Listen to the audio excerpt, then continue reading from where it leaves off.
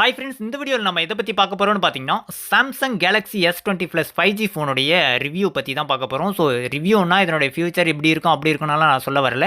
நான் இதை யூஸ் பண்ணியிருக்கேன். கிட்டத்தட்ட பார்த்தீங்கன்னா ஒரு 3 வருஷமாக நான் யூஸ் பண்ணிட்டுருக்கேன். நான் யூஸ் பண்ணதில் எனக்கு கிடைச்ச எக்ஸ்பீரியன்ஸை நான் உங்களுக்கு ஷேர் பண்ணுறேன். அதுக்கப்புறம் நீங்கள் இந்த ஃபோனை வாங்கலாமா வேணாவா அப்படிங்கிறத நீங்கள் முடிவு பண்ணிக்கோங்க.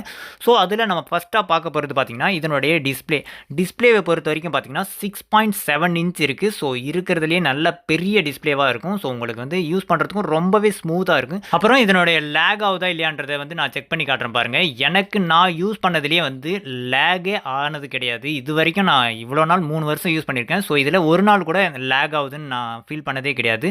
அந்தளவுக்கு வந்து ப்ராசஸ் வேறு லெவலில் இருக்குது. நீங்கள் எத்தனை ஆப் ஓப்பன் பண்ணாலும் சரி, அதுக்கப்புறம் புதுசாக ஒரு ஆப் ஓப்பன் பண்ணனாலையும் அந்த ஆப் வந்து உடனே ஓப்பன் ஆகும். ஸோ அதுக்கு காரணம் பார்த்தீங்கன்னா இதில் மல்டி டாஸ்கிங் ப்ராசஸர்னுட்டு அப்போவே எனக்கு தெரிஞ்சு நான் 3 வருஷத்துக்கு முன்னே வாங்கினேன். ஸோ 2021 நினைக்கிறேன். அப்போவே பார்த்தீங்கன்னா மல்டி டாஸ்கிங் ப்ராசஸர் வந்து இதில் கொடுத்துருந்தாங்க. ஸோ அதனால் வந்து எந்த ஒரு லேகும் வந்து ஆகவே ஆகாது. நான் செக் பண்ணி காட்டுறேன் பாருங்கள். இப்போ கிட்டத்தட்ட நம்ம ஃபோனில் வந்து ஒரு 20 30 ஆப் கிட்ட ஓப்பன் பண்ணிட்டோம். இது எல்லாமே வந்து பேக்ரவுண்ட் ப்ராசஸ் ஆகிட்டு இருக்கிற ஆப்ஸ் தான். பட் இருந்தாலுமே எந்த ஒரு லேகுமே ஆகாது. இந்த அளவுக்கு வந்து நம்ம ப்ராசஸ் பண்ணோன்னா கன்ஃபார்மாக வந்து நார்மல் ஃபோனில் வந்து லேக் ஆக ஆரம்பிக்கும். அடுத்ததாக பார்த்தீங்கன்னா பேட்ரி கெப்பாசிட்டி.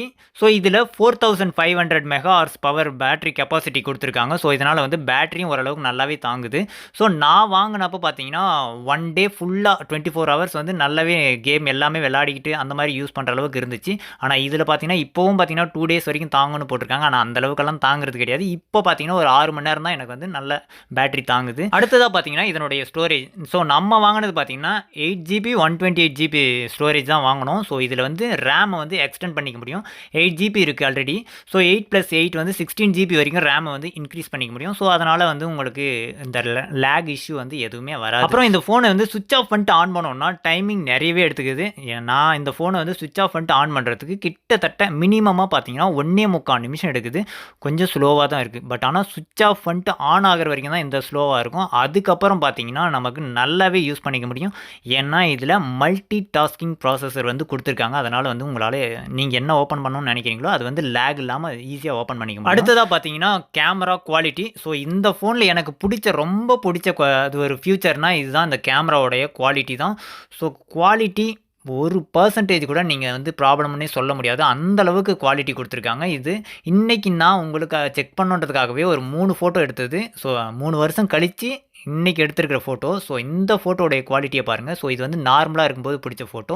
இது பார்த்தீங்கன்னா கொஞ்சம் ஜூம் பண்ணி பிடிச்சது. அடுத்து பார்த்தீங்கன்னா இன்னும் நல்லா ஜூம் பண்ணி பிடிச்ச ஃபோட்டோ. ஸோ இதை நான் இன்னும் ஜூம் பண்ணி காட்டுறேன் பாருங்கள். உங்களுக்கு இதில் எந்த அளவுக்கு குவாலிட்டியாக இருக்குன்னு பாருங்கள். ஸோ இதில் இருக்கிற சின்ன டாட் கூட நம்மளுக்கு தெரியுது. ஸோ அந்த அளவுக்கு வந்து இன்றைக்கி வரைக்கும் அந்த கேமராவை வந்து அடிச்சிக்க முடியல.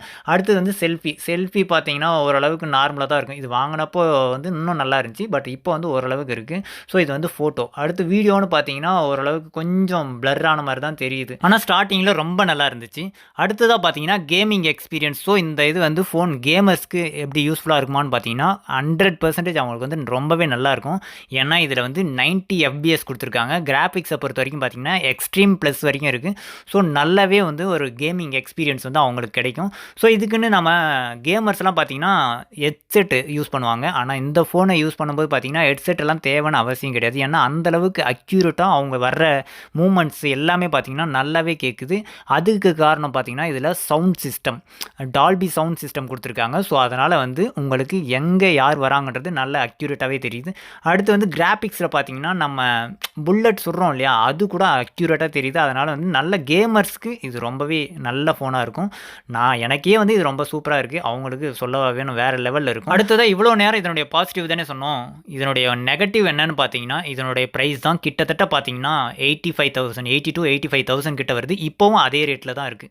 ஸோ இது பெரிய மைனஸ். ஸோ இந்த மாதிரியான review tips and tricks, secret tricks அந்த மாதிரிலாம் தெரிஞ்சுக்கணும்னா நம்மளுடைய சேனலை வந்து சப்ஸ்கிரைப் பண்ணிக்கோங்க. அதுக்கு முன்னாடி இப்போ நீங்கள் பார்த்துருக்க வீடியோக்கு சின்னதாக ஒரு லைக் போடுங்க. அப்படி நம்ம சேனலை சப்ஸ்கிரைப் பண்ணாமல் பார்த்தீங்கன்னா சப்ஸ்கிரைப் பண்ணி வச்சுக்கோங்க. கூட இருக்க பெல் ஐக்கானை கிளிக் பண்ணிட்டு ஆல்னு போட்டுக்கோங்க. அப்போ தான் நம்ம போடக்கூடிய வீடியோஸ் எல்லாமே உங்களுக்கு உடனுக்குடனே நோட்டிஃபிகேஷன் வந்துடும்.